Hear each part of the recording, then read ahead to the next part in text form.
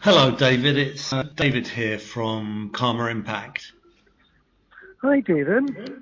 Hi. So, thanks for being available at such short notice. No, it's all great. I've got a couple hours in between my next appointment in Stockholm, and I'm just doing some work, so I've got some time to chat. Okay, good. All right. Well, first of all, could you please give me the dummies version of how Plastic Bank works? Sure. Give me the context. So I'll make sure. What would the reader be looking for? I want to give you the suppose dummies version in the way that. Yeah, I mean blockchain, how that underpins it. Sure. Okay. Well, we're a global chain of bank branches for the poor. Deposit plastic garbage by mass and withdraw the cash or through the digital wallet, pay for the things that you and your family need the most. So that is the dummy version, of course, and there's so much more complexity though. Yeah. So I mean, there's more grandeur, I would say, than complexity. There's more depth inside of all of that. You know, the more frequently you use the ecosystem, the more that you encounter the ecosystem, and you bring in a social community and have high quality impact over the course of time. Like a financial institution, you'd be able to substantiate credit rating and debt service ratio and many other things as well, right? It's plastic as money for the world, and what occurs when we carefully steward it. So, what kind of credit rating is obtainable? What's the highest score anyone's got?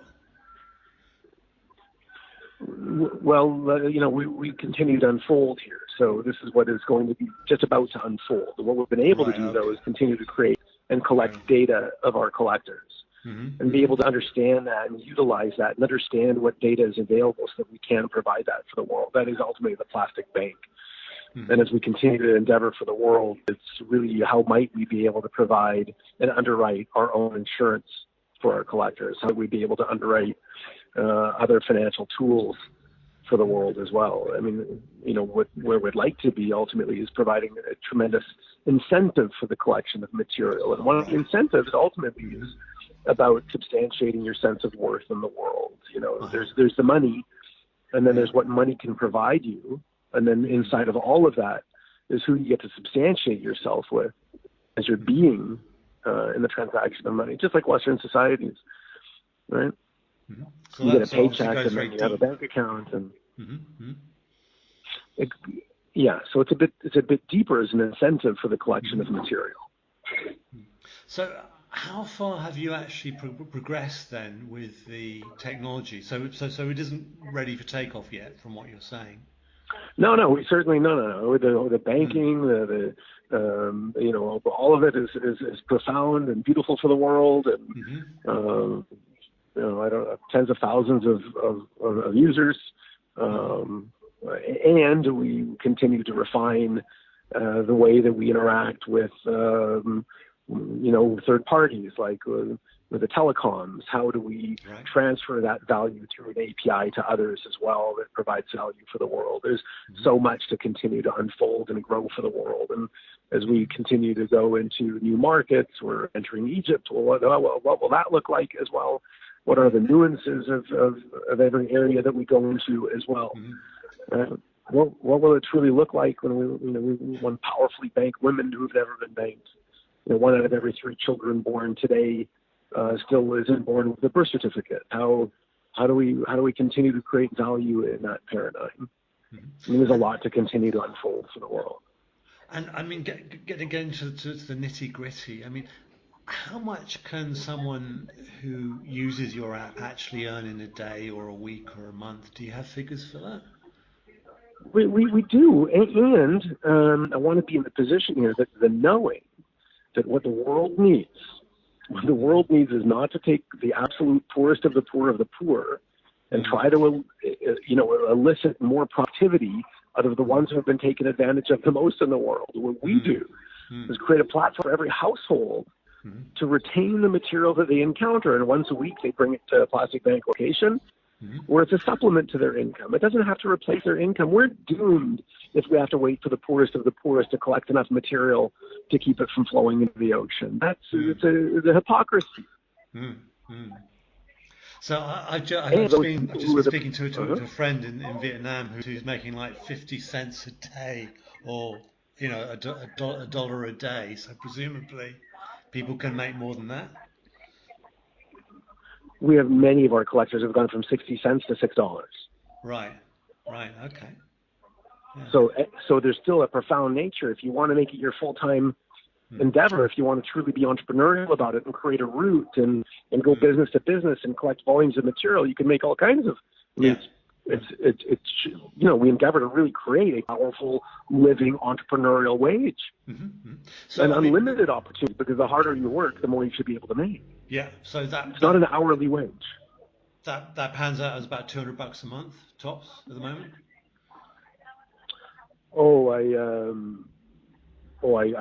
I think that there's others that make more, but I wouldn't be able to commit to that.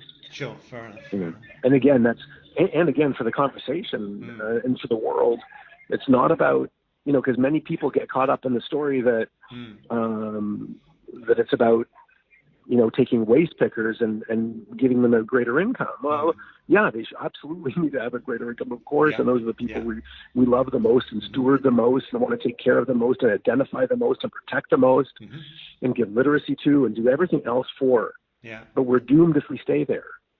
Every household, like in the areas where we operate, even on the island of Bali, where our locations are centered in markets, around busy grocery markets. So every family just returns the plastic to us before they go to the grocery market. So they've got an extra few dollars from the week. All their plastic now wasn't garbage. It turns out all the plastic was actually just extra money for them. So they keep it in their home, they segregate it, they take care of it, they bring it to us before they go grocery shopping, and now they might get a bigger piece of fish. So that often is more than enough. How do you present the proposition to them? Leaflet engagement, very, very guerrilla-like, right? It's like communicating with everyone that walks by the bank branch and taking the staff that are in the bank branch to communicate with it, build it. Right. And then there's a little bit of virality in it as well, right? And certainly the go-to market is so there's a long way to go. By the way, I don't have every answer. By the way, I'm just some guy in Vancouver trying to, create something big for the world. I mean, there's just so much to do with all of this. Like, as a, entrepreneur with, created like some multinational behemoth thing, I'm going crazy with all of it. Set aside everything that's happening with the Vatican, and we're going to go to Egypt this year as well as, probably Thailand this year as well from 1,000 different reasons, and then Colombia as well, and like all the regionality, all that stuff that has to happen, even registering legally in every country, just all the enormity of what we're trying to do, it's crazy. and then of course we got to like engage, and then there's like the nuance, and then the underlying and the underpinning motive here is to have people habituated into returning the material, which is why we're just so inspired and driving so hard to give credit worthiness and credit rating. Now I talk that out loud. However, what precedes that is financial literacy. People don't even know that that's a thing. They don't. So there has to be financial literacy.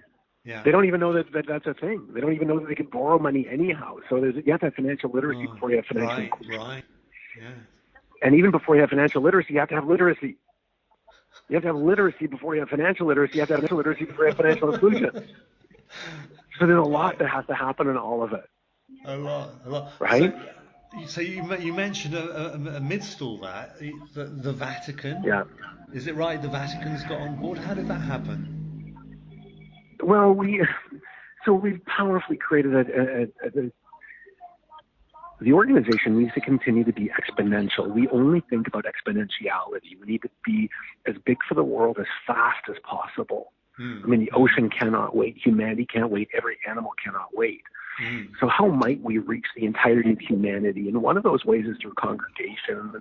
I have a beautiful idea. Now, we're not faith-based, but the great part about spirituality is that they're organized, especially Catholicism. Like there's a boss. Well, I guess there's a boss's boss, but the Pope. And there's a system around the way that Testament is spread or shared or educated. And we created a way that encourages the parish, of course, and everyone goes to the parish. Every parishioner is of course encouraged to bring offering on Sunday, but not just their offering, they're recycling with them as well. And so we created a powerful youth engagement platform that encourages every parishioner in a set of homilies or lessons about service over creation and the oceans and the poor and the beauty of it all. And what's inspiring for the Vatican is that this is a way to put faith in action. I mean, there's faith for faith, but then there's faith in action. And faith in action, we know, like in anything, knowing and not doing is not knowing. So this is a beautiful way to be in the knowing and the doing. And when we have knowing and doing, that is true knowing. And so this is a way for people to be in the knowing of it. I mean, I can see it's a persuasive message. I don't see how was the bridge created, though, between you and the Vatican? How did they get on board? How did they hear about this? Oh, squeaky wheel gets the grease. Oh my goodness! Wow, everything we get to create everything in our lives. So certainly I was original way back when. Do you really want the whole story of it? Because it's not complex, but it's just a beautiful. Can you try and put it in a nutshell? I guess there's a lot of nuance here. But how did they hear relationships, and then we just created it. Oh, fair enough. And then the right relationships that I met were Vatican staff. They were had been there within the Catholic news agencies, so they were the ones spreading the word of Catholicism. And they heard what we were doing. Hold on a second. You got to come to the Vatican. We're going to introduce you to this cardinal and that cardinal, and then here's the Pope, and here's a Wednesday, and come and tell everybody. Whoa, deal. Okay, that's a great compressed description. Yeah. Right. Yeah. So that's pretty much the nutshell version of it, right? But that's the beauty of it. It's and because it's just powerful and full of love anyhow, of course everyone wants to hear about it. What? How amazing. Here I am. So that's the and here I am. Okay, well, I'm happy to tell you about it. And then from that, of course, April 19th, so 3 days before World Day, we're going to be the Sunday Mass. Also inside of that, we created an ocean plastic rosary from discarded fishing netting that's knotted by poor Catholics. And so we created something powerful. Have you met the Pope? Yeah. David? Yeah. You have? Yes, I have. When was that? And what was he like? Oh, kind, Spanish speaking. If you want to tell him anything, it's best to have an interpreter. Gave blessing over which is very nice, and what we're doing for the world. And we're back now. So we're back. So April 19th, we're going to be giving away 30,000 of these ocean rosaries to the Mass that's there, where he's going to communicate who we are and what we're doing for the world. Wow. So what's his take on your business? What did he say about it? Well, the cardinals who really kind of report to him are, there's no one that I haven't met. So, I mean, especially with Catholicism, it's so beautiful. It brings people to tears. It's such a beautiful thing. It's when one solves the other. It's so kind that when we work to solve poverty, we end up stewarding the earth. And it all really is a condition of poverty. Right? And when we care for each other and we serve each other, all kinds of things happen. And that's the ideas here within banking and financial inclusion and literacy. How do I serve you to a point where you can see beyond your village? I have to take you out of the base of the hierarchy of needs so that you can now serve others. And if you're always looking for the next meal or medication for your children, you will never care about recycling or the ocean or anything. It's not possible for you to be. Yeah. If you're in pain, what consideration do you have? Right. So, I mean, it's just a huge idea, isn't it? We just sort of leapt off the screen at me. And you've attracted some mega backers, Shell, IBM. Yeah, IBM's a beautiful partner. SC Johnson, Henkel, Danone, some of the biggest retailers in the world, like Aldi, right? We've got all kinds of things going on. We got a major pharmaceutical company that I can't talk about yet, right? All kinds of beautiful things. Can you put a number on how much investment you've had? I don't get investment. I have sales. I don't get investment. We're a for-profit business. Right. And it's self-funded. So you get strategic support? I have people who want to use our material, and they pre-purchase for the right to use the material. Right. And then they get that story with their consumer, because then the consumer has access to change the world as well. And all they have to do is buy one of our customers' products. They really had to dumb it down for the world, right? Buy a bottle of Windex, buy a bottle of window cleaner, and you're in fact helping end poverty. And as a result of helping end poverty, you're actually keeping plastic out of the ocean. Kind of cool. Right. It is cool, because I can understand it, which always helps. And then, but yeah, I mean, it must be, I mean, the word nuance came up, but it must be incredibly technically complicated, blockchaining all this together. What's the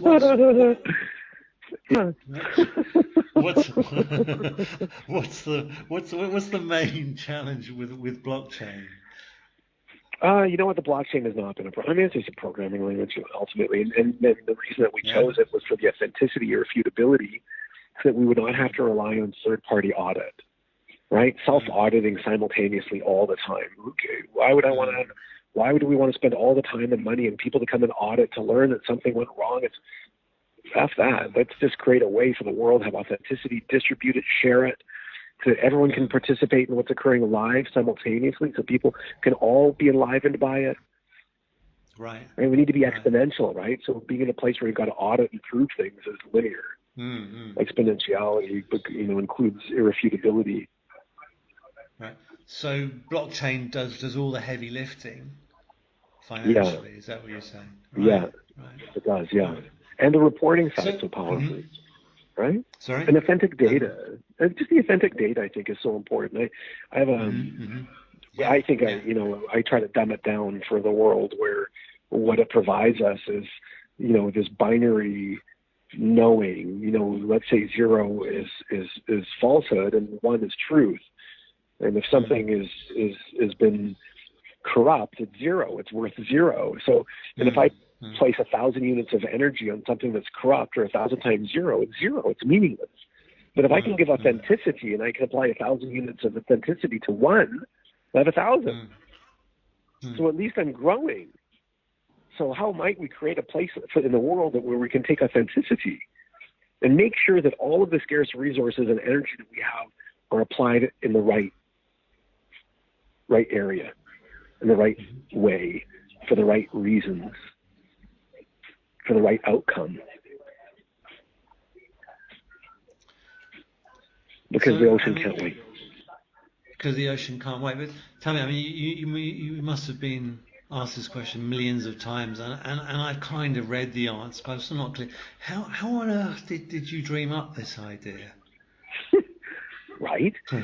Well, right. I've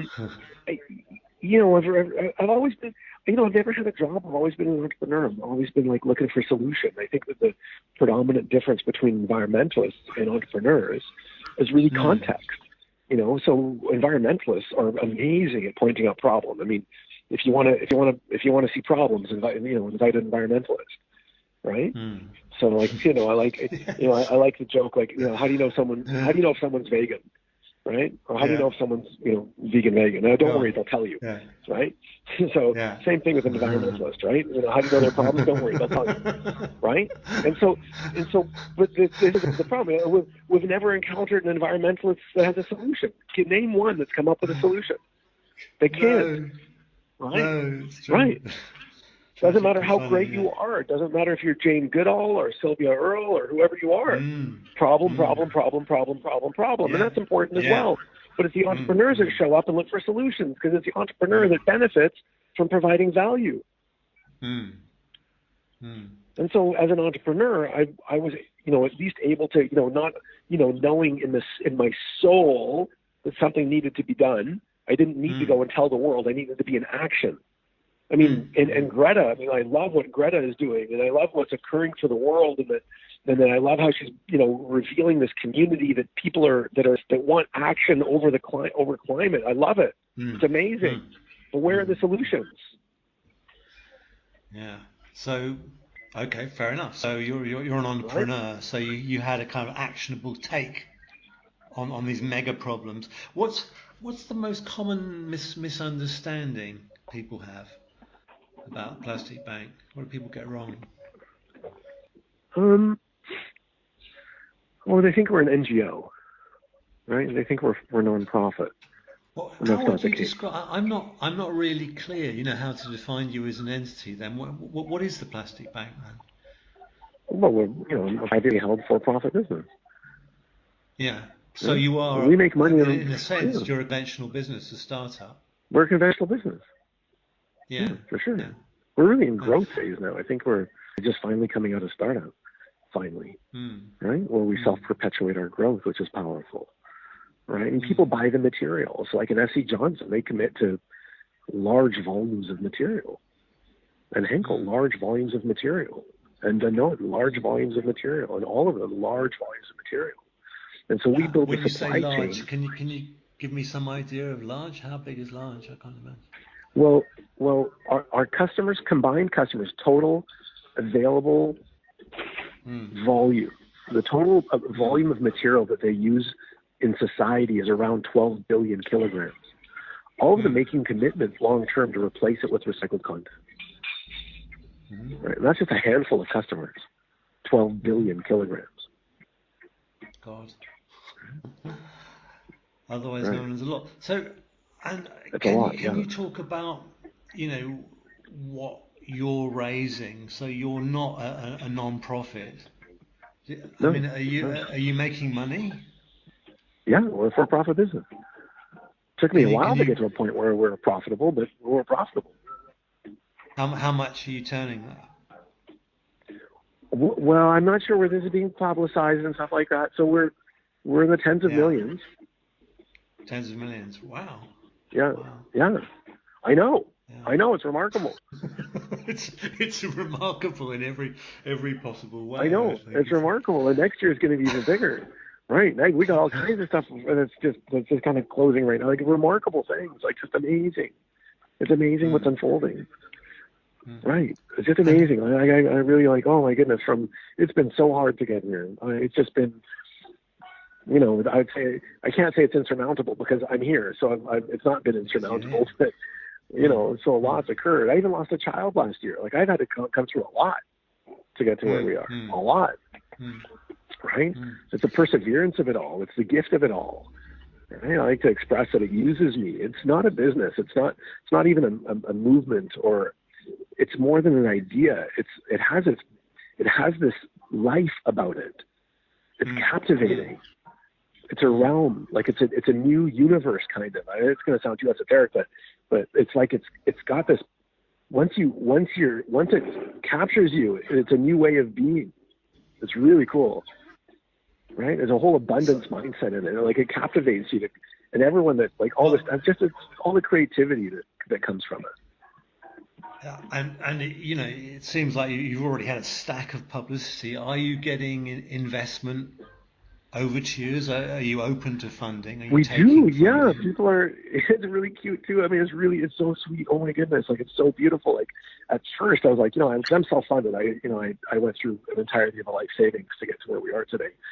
And at first, I was like asking. Certainly, I was doing the whole roadshow and traveling the world trying to find investors, and the idea was just so big that I don't think people could conceive its reality. It's like, hold on a second, you're going to turn plastic into money for the world, and like, who are you, some guy out of Vancouver? They couldn't believe it real to themselves. So how would they ever be able to? Right. All that stuff too. Oh my goodness. Yeah. That was a ton of fun too. I've had such a fun journey in the whole thing. So, and now we have people that are really like authentically reaching out. They're like, we would like to help propel you. We would like you to go faster for the world. Can you name names on that score, because this is our shtick partly. Can you talk a bit about who's invested, who's thinking of investing, how much? Well, who? I would have to ask permission. That's one of these I have to ask permissions for. Okay. Well, maybe I can just ping Sean. It's an actual thing anyway. I can just ping Sean about that. Yeah, later on. I think I can tell you that I've been invited by Goldman Sachs Europe to speak to all of their family offices. Right.